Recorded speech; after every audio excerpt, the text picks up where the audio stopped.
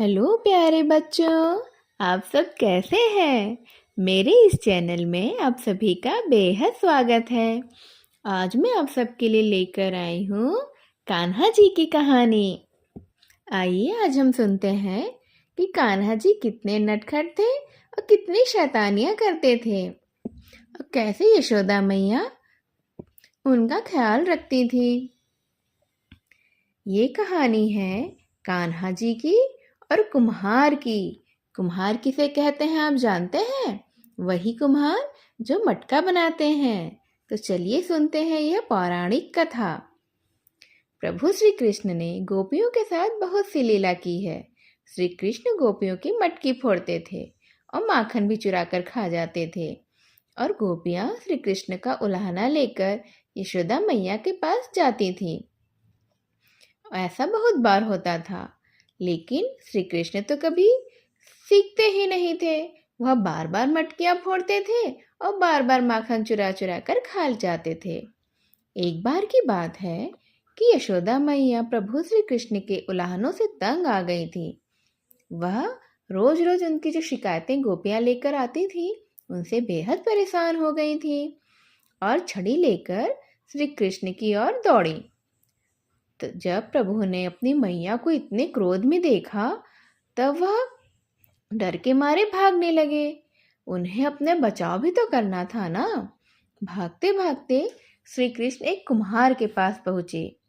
कुम्हार तो अपनी मिट्टी के घड़े बनाने में व्यस्त था, लेकिन जैसे ही कुम्हार ने श्री कृष्ण को देखा, तो वह बहुत ही खुश हो गया।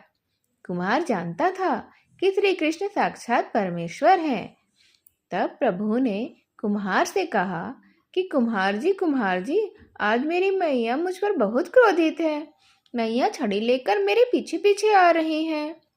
भैया, मुझे कहीं छुपा लो ना। तब कुम्हार ने श्री कृष्ण को एक बड़े से मटके के नीचे छिपा दिया। अब कुछ ही क्षणों में मैया यशोदा भी वहां आ गई। उनके हाथ में बड़ी सी छड़ी थी और वह कुम्हार से पूछने लगी, क्यों रे कुम्हार, तूने मेरे कन्हैया को कहीं देखा है क्या? कुम्हार ने कह दिया, नहीं मैया, मैंने कन्हैया को तो कहीं नहीं देखा है। श्री कृष्ण तो यह सब बातें घड़े, जो बड़ा सा घड़ा था, उसके नीचे छिपकर सुन रहे थे। मैया ने वहां आसपास ढूंढा, पर उन्होंने ये नहीं सोचा कि छोटे से नन्हे से कान्हा जी मटके के नीचे छिपे होंगे। इसलिए उन्होंने मटके के नीचे तो नहीं देखा और सब तरफ ढूंढकर वह चली गई। अब प्रभु श्री कृष्ण कुम्हार से कहते हैं, कुम्हार जी, अगर मैया चली गई होगी तो मुझे इस घड़े से बाहर निकाल दो। कुम्हार बोला, ऐसे नहीं प्रभु जी, पहले मुझे 84 लाख योनियों के बंधन से मुक्त करने का वचन दो। वह कुम्हार चाहता था कि अब उसका जन्म ही ना हो, न वह कभी जानवर बने, न पक्षी, न पानी में रहने वाला जीव, न इंसान। उसे मुक्ति मिल जाए। कुम्हार कहने लगा, मुझे अकेले ही नहीं प्रभु जी, मेरे परिवार के सभी लोगों को भी 84 लाख योनियों के बंधन से मुक्त करने का वचन दोगे अगर, तो ही मैं आपको इस घड़े से बाहर निकालूंगा। मैं अपने परिवार से बहुत प्यार करता हूँ और मैं नहीं चाहता कि अब वह वापस इस धरती पे किसी भी रूप में जन्म लें।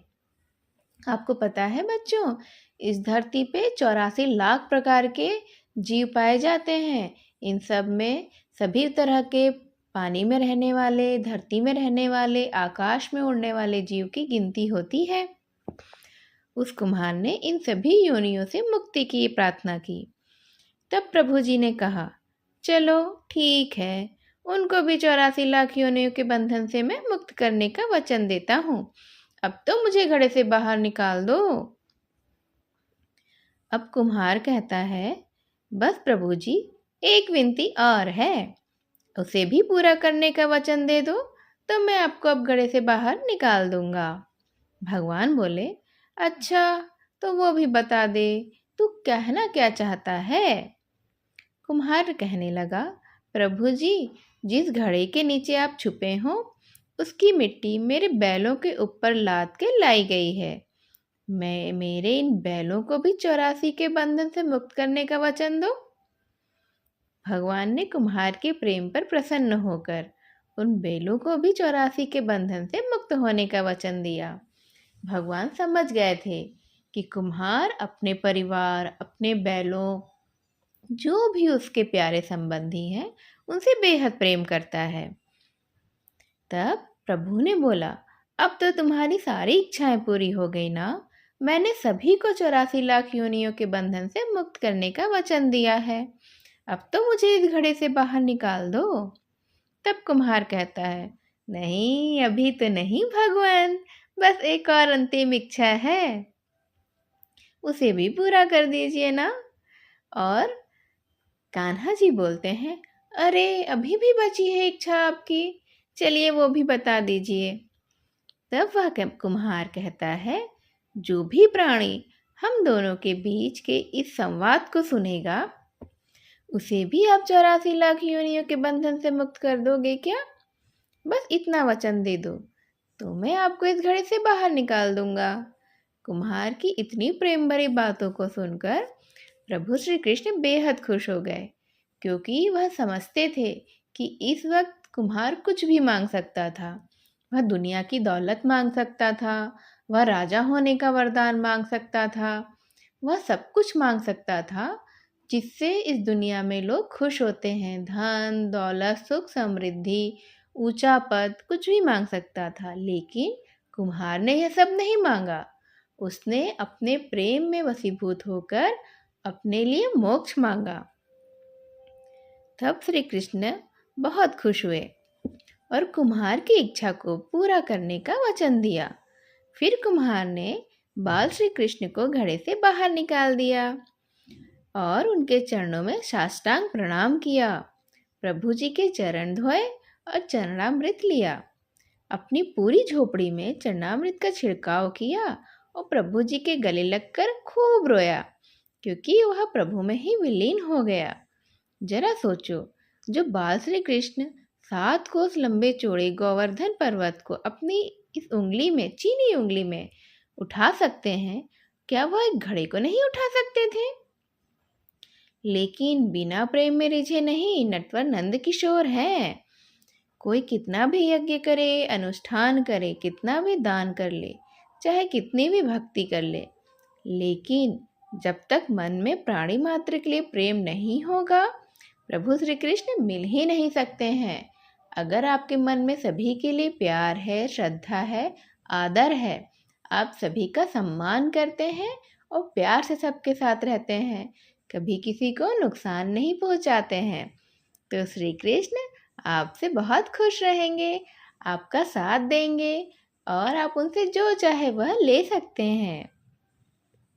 इस तरह बच्चों, ये छोटी सी कहानी तो यही खत्म होती है। अब मैं आपको एक कहानी और सुनाती हूँ। ये कहानी है दुर्योधन की पत्नी की, जिसमें वह कृष्ण की भक्त हो जाती है। दुर्योधन की पत्नी का नाम आप सब जानते हैं क्या था? दुर्योधन की पत्नी का नाम भानुमति था। वह एक बहुत ही सुंदर लड़की थी और जब कृष्ण दुर्योधन के महल में मेहमान बनकर आए, तब वह सिर्फ 17 साल की थी। दुर्योधन ने एक षड्यंत्र रचा, जिससे कृष्ण को नशे की हालत में लाकर कोई वादा करा लिया जाए। उसने सभी तरह की व्यवस्थाएं की और इस बात का खास ख्याल रखा कि भोज में खूब अच्छी मात्रा में शराब भी हो, जिसे उस जमाने में मदिरा कहा जाता था। दुर्योधन के दोस्त भी आए और सभी ने शराब पी और वह नशे में धुत हो गए, पर श्री कृष्ण ने अपने आप को शांत रखा और वे हर किसी को खुश करते रहे। इस सारे हंगामे में भानुमति ने भी कुछ ज़्यादा ही पी ली, जितनी वो पी सकती थी उससे कहीं ज़्यादा, क्योंकि उसे कुछ पता ही नहीं था ना। वो एक युवा लड़की थी और उसे इन चीज़ों की आदत भी नहीं थी। अब वह नशे में बहकने लगी। कुछ समय बाद सभी लोग बहकने लगे और अब तो चीज़ें काबू से बाहर हो गई थी। भानुमति अब पूरी तरह नशे में थी और पता नहीं क्या कर रही थी। वह कृष्ण के पास आई और उनके लिए अपनी इच्छा प्रकट करने लगी।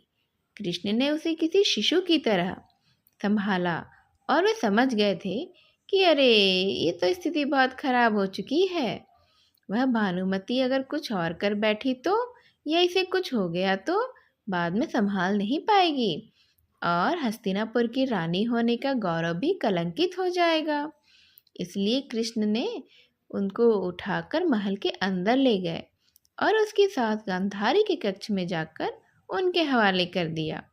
अगले दिन सुबह जब भानुमति को यह सब बात पता चली कि किस तरह कृष्ण ने उनका सम्मान किया, उसे नीचा नहीं देखने दिया और उसकी गलती को छुपाकर माफ करते हुए उसे संभाल लिया, तो वह कृष्ण के प्रति सम्मान और कृतज्ञता से भर गई कि उन्होंने उसे कितने बड़े कष्ट से बचा लिया।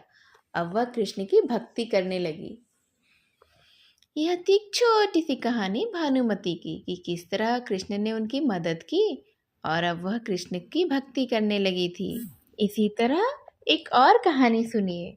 इस कहानी में आपको पता चलेगा कि कान्हा जी कैसे लौट गए हैं और कैसे किसी को भी भगवान जी मिल सकते हैं।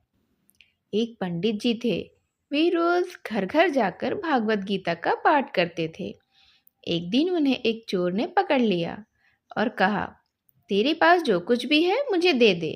तब पंडित जी बोले कि बेटा मेरे पास तो कुछ भी नहीं है, तुम एक काम करना, मैं यहीं पड़ोस के घर में जाकर भागवत गीता का पाठ करता हूँ।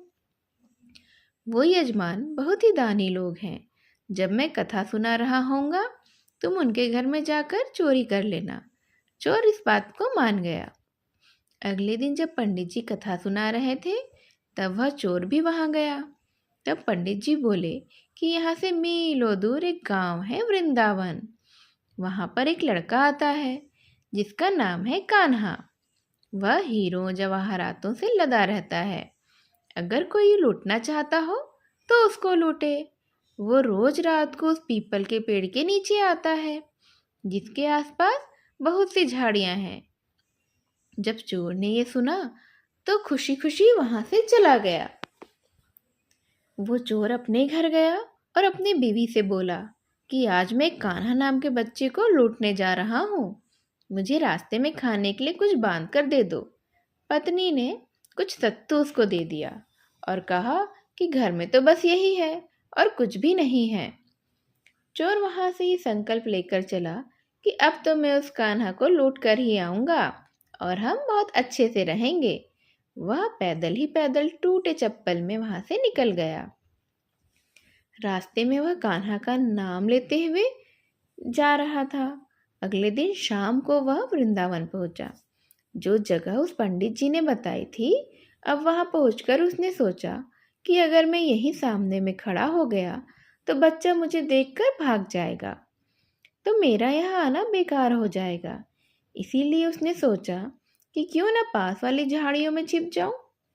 वो वह जैसे ही झाड़ियों में घुसा, झाड़ियों के कांटे उसे चुभने लग गए। उस समय उसके मुंह से एक आवाज आई, कान्हा कान्हा। उसका शरीर लहूलुहान हो गया था। पूरे शरीर में कांटे चुभ चुके थे और उसे बेहद दर्द हो रहा था, पर मुंह से वह सिर्फ निकाल रहा था, कान्हा आ जाओ, कान्हा आ जाओ। उसका पूरा ध्यान उस गहने से लदे बच्चे कान्हा पर ही था और वह नाम ले रहा था, कान्हा कान्हा। अपने भक्त की ऐसी दशा देखकर कान्हा जी चल पड़े। तभी रुक्मणी जी बोली कि प्रभु आप कहाँ जा रहे हैं, वो आपको लूट लेगा। प्रभु जी बोले, कोई बात नहीं, अपने ऐसे भक्तों के लिए तो मैं लूट जाना तो क्या, मिट जाना भी पसंद करूंगा। ठाकुर जी बच्चे का रूप बना के आधी रात को वहां आए। वो जैसे ही पेड़ के पास पहुंचे, चोर एकदम से बाहर आ गया और उन्हें पकड़कर बोला, ओ कान्हा, तूने मुझे बहुत दुखी किया है रे। अब ये चाकू देख रहा है ना, अब चुपचाप अपने सारे गहने मुझे दे दे। कान्हा जी ने भी हंसते हुए उसे सब कुछ दे दिया। चोर हंसी खुशी अगले दिन अपने गांव में वापस आ गया। उसे अब अपने दर्द का एहसास भी नहीं था। वह तो इतने जेवर पाके बेहद खुश था। सबसे पहले उसी जगह गया जहां पर पंडित जी कथा सुना रहे थे। जितने भी गहने वो चोरी करके लाया था उनका आधा उसने पंडित जी के चरणों में रख दिया। जब पंडित जी ने पूछा कि अरे ये क्या है, तब उसने कहा, आप ही ने मुझे उस कान्हा का पता दिया था, मैं उसको लौट कर ले आया हूँ और यह आपका हिस्सा है। पंडित जी ने सुना तो उसे यकीन ही नहीं हुआ। वे बोले कि मैं इतने सालों से पंडिताई कर रहा हूँ, वो तो मुझे आज तक नहीं मिले। तुझ जैसे पापी को कान्हा कहाँ से मिल सकते हैं?